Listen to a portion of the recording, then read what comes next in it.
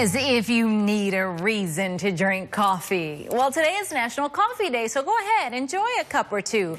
Can you do it guilt-free? That's the question. We've got a dietitian here to settle that question. Is coffee good or is it bad for you? Allison Massey from Mercy Medical Center is joining us, and you've got all this lovely coffee spread out. It smells good. I know, it's so good. All right, but is coffee good for you or bad for you? So there's actually lots of health benefits to starting your day with a cup or two or three, actually, of coffee. So maximum recommendation would be like 3 8-ounce cups, which the problem is a lot of our mugs at home are more like this size. Yeah. This is 16 ounces, so that would be like 2 cups of coffee. And you're filling that up 3 times a day. You don't realize you've gone way past the limit. Right, and same thing with the travel mugs. I think we refill that 2 or 3 times, and the issue is really more so the caffeine. So for some people, too much caffeine might not be a good thing. Obviously, pregnant women or people with a cardiac history, they may recommend limiting caffeine consumption. It can also, cause heart palpitations, anxiety, and problems with sleeping if you drink a little too much.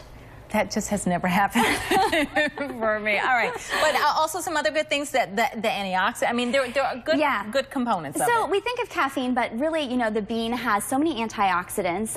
There's minute amounts of nutrients as well, things like niacin, magnesium, in terms of the coffee bean too. And coffee consumption has been associated with decreased risk of certain types of diseases. We're not sure, how, but things like Parkinson's, type 2, they are looking at the mechanism of action. But, 3 cups might be okay for a daily start. The downside, though, you were just talking about, the heart palpitations, that kind of thing.